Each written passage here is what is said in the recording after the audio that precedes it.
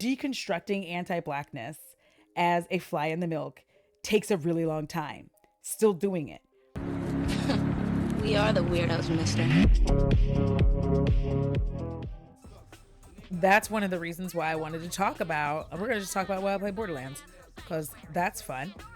That's why I wanted to talk about the conversation about regarding telling people to let go of, like, oh, just get over it, like the conversation around growing up black in white spaces and saying, like, I'm too black for white people and too white for black people, and that has caused issue. And there are people who want to dead that argument, and they can't, because, like, that is a huge part of living in America. And I know that a lot of Black Americans think that they're doing right by their children because they move them into these predominantly white neighborhoods in hopes that, like, they will be able to be accepted. They give them regular white names, which is fine. I know that there's no such thing as a white name, but you know exactly what I'm saying in America. So they do this purposefully because they're like, I want my child to be able to assimilate. The problem is, if you're black or brown, there is no assimilation available to us. Like, there just isn't. Like, because our skin color will keep us from being able to assimilate, period. Like, that's, if you're Asian, like, same thing. You will not, if you're a person of color, the color of your skin will always keep you from being able to assimilate. It doesn't matter how much you act like them. It doesn't matter how much you live in their spaces. You cannot assimilate. And so, like, black kids, like, I'm a black kid who grew up in suburbia around a lot of white people, and it did a very large, huge disservice to me as I got older, because you're so focused on, like, oh, I'm not going to be one of those types, I'm not going to do this, but you're trying to assimilate into a culture that doesn't want you to be there, and you don't realize that until it's too late. Us growing up, distancing ourselves, growing up, like, in full anti-blackness, growing up feeling like your hair has to be a certain way, like all of these things, and you don't really understand the damage that is doing to you. People being casually racist around me in school told me I was trying to fit in a little too hard. Yeah, we grow up like this, with this sensation that we're supposed to be X, Y, or Z. And then when you're black in suburbia, you're so far removed from black culture. And you keep distancing yourself purposely from that culture because you are trying to assimilate, and you will never be able to assimilate. And that sucks, right? And it's not until you're older that you realize, like, oh, I'm not going to be able to assimilate. There's no way for me to do that. So, like, the conversation needs to be had right now because we're still experiencing this. It is not going to just, like, go away because we want it to. It's not going to go away because we're, like, having these other colorism conversations. And on Juneteenth, I wanted to talk about that because these are the ways in which a lot of young black people grow up with anti-blackness in America. We grow up thinking, like, oh, well, I don't do this or that, so I'm not ghetto. Negative derogatory connotations. And we think that we're better than people because of it. Think about the light-skinned black people who couldn't pass in the white world. They had more opportunities, yes, but they had to put their whole soul away to do it. That's something you don't brush off easily. Correct. You don't brush that off. So for me, my story is, as whack and weird as it may sound, I grew up on a military base in Okinawa, Japan. I just was not aware of race at all. Also, I was a child, so, like, there's that. But, like, I just really wasn't aware of race. And in Okinawa, where the people are, in fact, Okinawans, not Japanese, and it's important for you to remember that distinction. Like me, and I feel like her name was Sarah. She was my friend. She's Filipino. We had on the same jacket, and the Okinawans were just like, are you two sisters? Because we were wearing the same jacket, and we were the same age. There really wasn't, like, a consideration as to our race at the time, right? It was just like, are you guys sisters? Because you're wearing the same jacket. And we're like, no, we are not. Thank you for believing in us. And then I get to the US, and I have been not culturally black this entire time. My life has been like, I'm not culturally black this entire time. So it was very difficult. Number one reasons I cut my hair, which was, like, super long and beautiful at the time, was because other black kids were making fun of me at the time and asking me if it was weave and saying that my hair was weave. I didn't even know what weave was. I remember getting into the pool to prove that I could get my hair wet. I had no idea what that was. You know, these are things I had no idea about. And so I'm just minding my business with my long ass hair and trying to get in the pool and show them, be like, no, listen, this isn't weave. And this is my first realization, or at the time, understanding that like fake hair is bad. Your hair must be the hair that's growing out of your head. Long nails, all of this stuff. All of that stuff is whack. You can't do that because that's gross. So that's when my anti-blackness started to sit in, right? Because I was trying so hard to fit in and I had no idea culturally what it was like to be black. But from my understanding at this point is it was bad. It was bad to be black. Like it wasn't great. I'm 45 now, so think about when that was. And so there I am, minding my business and having just the roughest of time. Now I'm growing up not only with anti-blackness because of how America is and how the US treats black people, but also because of the homogenization of black culture and the way that I felt like the black people around me wouldn't accept me. And I'm in a small town that is there's definitely not a lot of black people in this small town, by the way. So I am getting further and further and further away culturally from black people. And that is not doing me any favors. It is harming me, and it is harming my ability to like be in community with other black people, which sucked. Like looking back, I just think about how many things I missed out on. Like, you know, going to an HBCU, because why would I want to go when I already felt so ostracized? Yes, the autism of it all did not help it. So I'm growing up feeling like I'm not black enough for the black people around me. I'm obviously not going to make it to be white enough. But if I had to choose which one to attempt to assimilate into, I'm thinking like, oh, well, then I guess I'm just going to assimilate more towards the white side because at least they accept me. But they don't, because little things start to get on your nerves, right? Little things that you don't think about immediately. But some of those little things are them calling you things like Oreo and being like, not you, Audra. You're not like the rest of them ghetto, gross black people. You're different. You're not like the rest of them. You're special. You know, like and that's what you're growing up with. Like, and at first you're like, yeah. And then the older you get, the more that fucking bothers you. Cause you're like, what do you mean? Like, I'm still black. And so now I'm at this weird crossroads where I'm starting to get that like little gross inkling where I don't like the sensation that I'm getting of people saying like, I'm not like other black people. It started out like you being proud and being like, yeah, I'm not ghetto.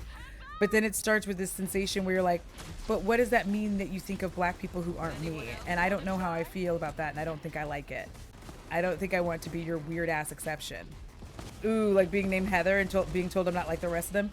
Yes, this is exactly why I'm like, we cannot dead this conversation. Because Heather, you're like, what, 10 years younger than me? And you've experienced it as well. And then you're trying so hard not to quote unquote see race, because that's the era that I also grew up in. You're trying really hard not to see race. So you're ignoring anything that really is racism and anti-blackness. You're just like putting it to the side. You're just throwing it off. And you're like, no, it's because so-and-so was at this job longer. It's because da-da-da-da-da.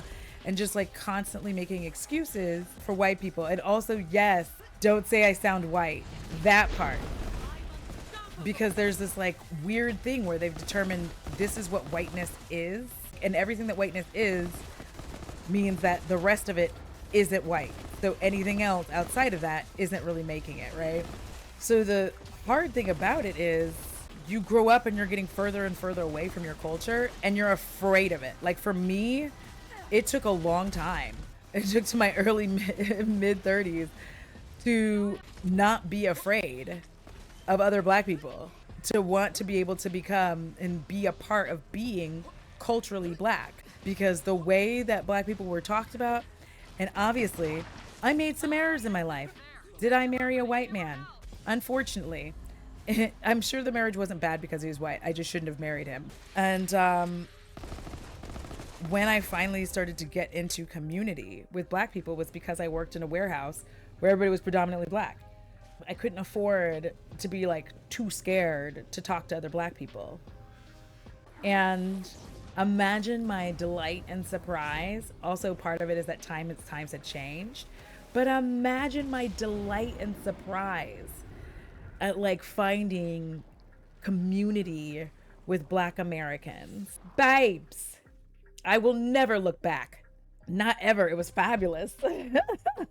Like getting cute nicknames, being called fatback if you're Black or possibly Latino. Actually, I think if you're just like non-white, maybe, I don't know, you'll understand those types of those types of names, because obviously I don't have an ass, and so them calling me fatback, and like at work even now, I'll be like, excuse me, I'm trying to get by. I know it's difficult because of my big old wagon.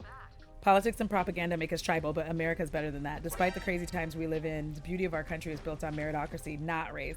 For all the naysayers, we fought a civil war over this, our most deadly American war. Yeah, but we didn't do well with the war, to be honest. We did fight the Civil War, but we let one side off way too easy, and we should not have done that. We have to reconcile our past in order to move forward in the future. It's like any relationship, right? If you had a rough time in your relationship, like a romantic relationship, and you're trying to move forward in this relationship, you can't move forward without addressing what happened. As much as both of you think it might be easier to just like try to clean slate it, it won't work.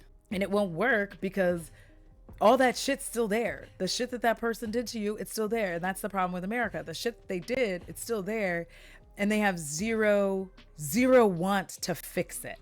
If you say anything like reparations, people just start screaming and losing their mind. Be like, you don't earn that. Well, my ancestors weren't slave owners. And you're like, oh God, please. Like, that's not Jesus. Good evening, sir. Would you please leave without a fuss right now? Yeah, we don't do any of that America the Beautiful here, because that's not true. And we're also not going to call America a Christian nation, because it's not. And it never was. And that is not how it was founded, loves. It was founded by a bunch of atheists. Y'all like to conveniently forget that, but it was. They just threw that in there to have a little something. And they never said Christian God on purpose for cereals. But yeah, so then I'm spending all this time finally getting to connect with Black culture, and it's fucking amazing. And I'm sad, there's a sadness because there's so much I could have been able to do when I was younger. So many organizations and groups I could have been a part of. Again, I could have gone to an HBCU and like truly enjoyed university the way that it was intended to be enjoyed, and been in more community with my peeps. And even if I didn't go to an HBCU, the college that I did go to, I would have joined like a Black sorority instead of the regular, mostly white Greek life. Yes, I was in a sorority. More Audre lore for you, okay? And so like I missed out on all of that. And the fact that it took me a good portion of my life to find community with Black people and enjoy being Black and embrace my Blackness sucks. And like, that's why this conversation is important today, because these conversations are how the fuck we get Condoleezza Rice. This is how we get all of these like grifters. This is how we get DJ academics. So we get all of these people who start, and it wasn't Condoleezza. I was thinking of that other lady and I just couldn't remember her name. Her name also starts with a C. Candace Owens. There we go. That's how we get Candace Owens and Stacey Dash. Like, that's how we get this shit. And it wouldn't exist like this if we did more within not only our communities, but within this country to reckon with the past. I think that we can easily try to like brush it off and be like, oh, we're in a different time now. But those people from those times still exist now and are still making shit worse. Like, that's why America is not a melting pot. It's a tossed salad. Not that kind of tossed salad. Don't be weird. But it is. It's a tossed salad. We get Megan Thee Stallion being told she's a fake anime fan. We get this continuous hatred towards Black women. So for me, what happened is like me working in the warehouse the way that I did is what started to change it for me. Because then I had to go back over all of my interactions with Black people and realize that a lot of the problem, it was me, right? Because I'm speaking out of fear and not being accepted. And so the way that I'm behaving is not good. And like at some point, I'm continuing to distance myself and stay out of community. What changed it was obviously being in a situation where I didn't have an option but to be around other Black people. But for me to like look at that and go like, oh yeah, you were kind of a dick a lot of times. Like maybe part of the problem was you. And then once you start recognizing like, hey, part of the problem was me, I started to change my behavior. Like I started to be in community and not of community, but not in the community, if that makes sense. So what I started to do was just like be myself and not feel like I had to perform Blackness, because I am Black. I don't have to perform Blackness. I am Black. There's nothing to perform. I think, especially in the 90s, but even now, we had these like arbitrary rules on what was Black and what was white. And apparently, for a lot of white people, because I really feel like that rule came from them, and then our internalized racism as Black people allowed this to take us over, where they would say shit like using educational words and big words meant you were speaking white or talking white back then, you know? Yes, the fly in the milk syndrome. I love that FD started talking about that, because I'm like, yeah, we're the way that you have to interact, or don't have to, but one way that you can interact with people who are experiencing that is just keep pulling them into the fold. Because I think that the more that you ostracize someone because of the fact, especially if they are part of your community, the more that you're ostracizing them, the more that they're pulling away and pushing closer and closer and closer towards the white community for that acceptance, because they don't feel like they're getting it from us. Like I didn't feel like I was getting it from us, so I was over here trying to like hang out on the white side. And so you're just doing everything you can to fit in. And again, can't, I'm brown. No amount of me talking like them, getting my hair straightened, wearing Abercrombie and Fitch is going to make me be part of their community. I'm sorry, I said Abercrombie and Fitch. What if we pull them in and they pull an Obama on us? Can't gatekeeping? Yes, gatekeeping can be a safety measure and a strategy, because like many people, many much smarter people than me. I don't know if that's a good sentence, but I used it anyway. Have said like Black capitalism won't save us. This idea, and I was talking about this in Sees the Ghosts stream earlier, like Black capitalism won't save us. That's why we have the Kanye, that's mental illness. Lil Wayne, also mental illness, because like drug problems do cause mental illness, or you already had that and the drugs made it worse. And then like Snoop Dogg and Nelly and all these people, like that's Black capitalism at work, which is literally just white supremacy. You can argue me down, but it just is white supremacy. Because the idea that if we get enough money, then we can behave just like white people. Like that's it. No, because when I think back to when I was in that phase of life, it caused physical pain. I literally burned my hair. Listen, I think about even when I was married and I was just trying to put up like art that my mother had given me, and it was like art with Black people featured in it. And my husband at the time had like issues with it. And I'd be looking like, you are aware I'm Black. You married a Black person. So yes, I want a Black Santa. I want me represented in this house. I don't want it to just be like all whiteness. Like Obama and Kamala really used their Black connections to do some bullshit. I think it's good to ostracize them a little bit.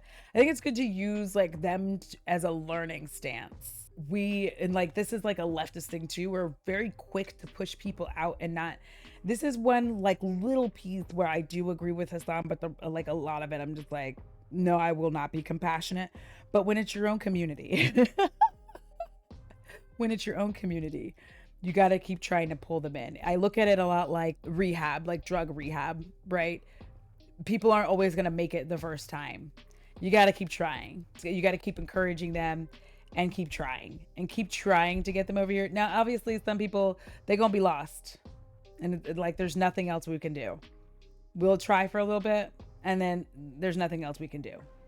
In terms of supporting y'all's labor of keeping Black people who feel ostracized are aligning with white supremacy in the fold, are there any ways in which you feel white people could support that process, take on some of that labor? My thought process is that it's not our place, to my knowledge, but all the labor then falls to y'all. You know what? In that regard, it is us, because what happens is if white people try to bring a Black person into the fold, the white person is going to get told multiple times, you're white, shut up. And so whether they mean to or not, right? Because it's like at this point, it's like our community, it's our community problem caused by white supremacy. The best thing that people can do is it's like, you can be there, pay attention to these conversations, and also learn the ways in which white supremacy can cause people to go in these directions, see it in action, and see like any ways that other white people can contribute to that action, and utilize that information to bring other white people into the conversation to say, hey, when you say these things, it is harmful to the Black community. So like calling people Oreos or coconuts, depending on where people are from, which is that essential, like, you're brown on the outside, white on the inside. I don't know why those people thought that joke was so funny. It was very painful. It was a very painful thing for people to say to you. Yes, Summerfall, but like white accomplices can be the person who hit them with a, hey friend, why are you talking bad about that group of Black folks? They're not bothering anyone. Let's unpack maybe. It is exactly that. Because like the more I got in community with Black people, the more that I embraced being a Black American, because again, did not grow up here. So I did not know all of the things. And to this day, there's shit, FD, Olay, Khadijah, like musical artists people will talk about, movies. I missed out on all of that. And there's a very slim chance I'll go back to some of it. Okay. I'm gonna be real with you. Some things I don't care. I don't want to. Like there's a level of even the Cosby Show that I loved, but I did not have the full scope of it because this was back in the 90s. Because of the fact that it was the 90s, it wasn't like social media. To watch American TV on a military base to boot, somebody had to put this shit on a VHS tape, mail it to us, and then we could watch it. So it wasn't like I could get access to what was happening. I was very far behind culturally. Yeah, they can't bring them into Black community, but they can surely help them get their politics in order so they're ready to be in community with Black people. Yes. I get so much shit because I haven't watched Friday. Girl, listen, people really need to stop that. Like, especially with your Black card, like, stop doing that. Stop revoking people's Black card. Because, like, we weren't all here. And we also all didn't grow up in the same places. Now, there's some things I get, but I didn't grow up here. I still hate it here, by the way. I still hate it here. Why don't you just pack up and leave? Why don't you give me some money? And I will do that. And also, allyship isn't self-proclaimed. Really, we need accomplices, but they're not ready for that conversation yet. Exactly. I don't think you were behind. You had a different upbringing. There's no falling behind in culture because it's not a quantity thing or race. Thank you, Summerfall. Like, it was rough. And that still affects kids today. They are growing up with the same shit. And we keep getting brainwashed into thinking that doing things like moving your Black children into predominantly white suburban neighborhoods is going to help them. But consistently, it leaves them on the out. And it leaves them struggling to find community, especially struggling in that sensation of understanding like deep down that there are things that you didn't get, that there are teams that you didn't get on. And you know that it's because you're Black, but you can't say I didn't get there because you're going to have to hear a lot of shit about it. And you don't want to rock the boat about it. So you just kind of sit there and you're having to deal with all of this anti-Blackness and internalized racism by yourself. Because if there are kids at your school who are like in the culture per se for this conversation and you feel outside of it, a lot of times they're like, we're young, so we're mean. So they may not be willing to let you in yet. I was the first Black cheerleader at my school in 13 years. And the amount of other Black kids who just kept telling me like, oh, it's so good that we have 10 white cheerleaders. Very harmful. I have friends who are stuck on, but these people aren't really racist. They have good hearts. What the fuck is a good heart and how do you quantify that? That's because the thing about racism, it's just like anything else. Like, this is why I say conservatism bad. Conservatism bad. That is the sentence. It's bad because it doesn't require anything of you. It doesn't require you to change. It doesn't require you to think. Like, that's been my problem with it for a very long time. Like, it does not require you to grow as a person. It doesn't require you to change. It doesn't require you to think about anything. It doesn't require you to grow. It just says, this is the way things have always been. Just keep them like that. Yeah, they've taken the Google is free mentality too far and now don't want to talk about anything. Yeah, and like, people are forgetting the algorithms and like the way that you search things influences how Google behaves in your free Google.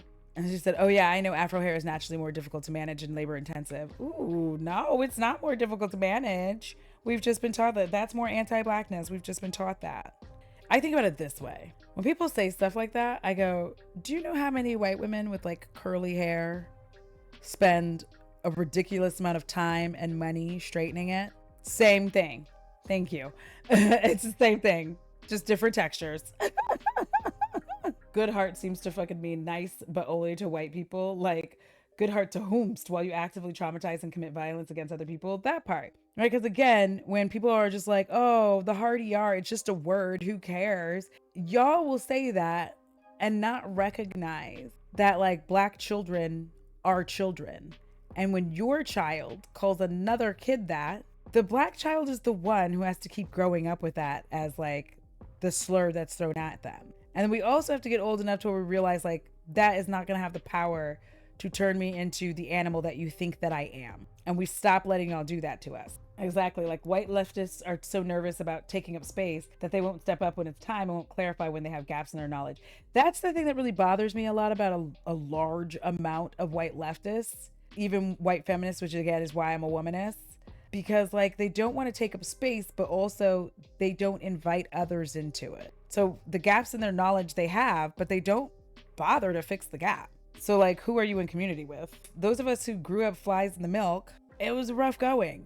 It's like if y'all were here for 2021 and you saw like I started wearing really long stiletto nails and it was lovely because that was a part of Black culture I never got to participate in for a long time because of the internalized racism that long nails on Black women were ghetto and hood and gross and all of these things, and I could finally just enjoy it and not have any of those hangups. Like none of them surrounded me. I wasn't stressed out when I went anywhere being like, ooh, I hope nobody notices, I hope nobody looks at me funny. White women with straight ass blonde hair struggle with that shit. They all have extensions and get it bleached more and more and try to add volume all the time. All hair is annoying. Exactly that. All hair is irritating. The effort I put in to get this like washed and oiled, my scalp oiled, my hair conditioned. And here's the thing. For my hair very specifically because of the type of curl pattern, and I think a lot of people, Black people do this, I don't fuck with it when it's dry. I don't comb it when it's dry. I don't brush it when it's dry. I have to get it wet and then we play. Yeah, we don't get childhood in the same way. We do not. Like little Black girls are made to feel older than they should. We're not supposed to wear shorts around certain people. Like y'all know that is the gross uncle. I don't know why we're all protecting that nasty ass uncle. Yes, please do as much work as you can and take as much of that labor as you can. But inextricably, you have to be willing to talk about it or else we're still part of the fucking problem. Yeah, because it's one of the reasons why you did not see, and I said this when I talked about the Amber Heard situation, when I was reacting to FD's video about it, where he was saying like a lot of Black women weren't really talking about this, and Black women are notoriously big about talking about women's rights and being on top of this and supporting. And I was like, yes, there were Black women talking about it, A, but B, we're also constantly trying to get what's happening with Black women talked about. And in these situations with people like Amber Heard, again, most of the women that this happens to are unlikable for one reason or another, and that's fine. But people cannot figure out how to dislike someone on one hand and still believe what happened to them on the other. And I fear I'm becoming the person who does this on YouTube. Like, I'll be like, yeah, Michaela DeGuero sucks. She does this, and that. She's a liar and she does these fucked up ass things. But also, she was not wrong in the situation. And some of y'all are gonna have to deal with that. I know you don't like the bitch, but this is where we are. My hair isn't difficult. People just look at it as if it's bad, misbehaving straight hair. That's it. Like, this is one of the reasons that I really started to have like space in between getting my braids. Deconstructing anti-blackness as a fly in the milk takes a really long time. Still doing it. But a big reason I started having space in between getting my braids done and having my fro is that I want to love my fro more. And I do, by the way. There's so many people who are so wonderful and give me like little tips and things like that. With that being said, I think that a lot of people just truly don't recognize that like it's something that you keep doing. So I wanted to have this space to where I could start doing things like coloring it and like getting to enjoy my natural hair and learning how to do it, because when I was a child, just for me. I want style, body and shine. A look that's totally on mine. Hair so soft, silky and free. I want something just for me. Just for me. Because of the generation my mom grew up in. All of that assimilation shit starts somewhere. And like, we take that shit on. I said to your friend yesterday, isn't it weird how we put behavioral expectations on keratin? I think James Baldwin said something about when white people say the N-word, they are saying much more about themselves and their self-concept than the black person they're using it against. 100% there. Yeah, doing anything on dry hair is a big no. Okay, I feel good. Yeah, and that was the thing. At first, it was difficult. And what changed it for me was like 2020, honestly. When we were in the midst of lockdown, I could not go get that creamy crack put on my head. And then I was just like not interested in doing it all of a sudden. I was like, I just don't care. Because then I got my job and my job did not have good enough hours to where I could schedule. And I was like, all right, it is what it is. It's the way they have me out here defending someone who got married on a plantation. Misogyny takes us to weird places. Yes, because I'm like, you don't have to like Blake Lively. You don't have to like Amber Heard. You don't have to like them. You can still believe them. Also, not to be petty, but black men have actively objected to black women aligning with women's issues. You're not being petty at all. Not at all. Although it is very heartening to see the multitude of good black man podcasts where they're talking about their emotions and how they handle shit and working things out. Also, if you're a fly in the milk and have been dating predominantly white people, and if you're hetero, in Pride Month, I don't know why, a thing to help you, listen to some black male podcasts, okay? Good ones, not shitty ones. I can give you some recs, but good ones. There's something about hearing black men speak positively that will give you positive feelings towards black men. You kind of innately already have quite a few positive feelings towards black women, and that's a whole other conversation. But like, that's ingrained.